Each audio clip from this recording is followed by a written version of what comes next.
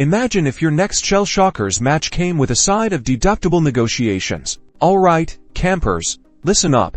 We've all been there. You're midair, about to unleash a glorious beak-to-beak assault, when bam! You're staring at a respawn screen in the chaotic, feathery world of Shcokers. Who you gonna call? Not Gerald, that's for sure. Today, we're diving headfirst into the absurd, the unlikely, the glorious union of State Farm and Shcokers. Think of it, wouldn't it be amazing if your actual insurance agent could somehow pop into your game?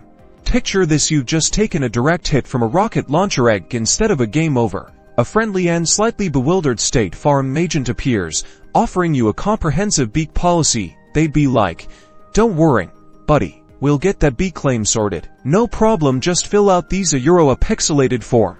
Maybe there are in-game coverage zones. You duck behind shattered debris, and suddenly you're in a reduced damage area, with a little State Farm shield icon hovering above it. It'd be like a safe house, but with better roadside assistance. Having trouble with that reload? We can offer a tow to the nearest ammo crate. It's cover under your emergency reload plan. The real question is, what kind of mods would we be talking about?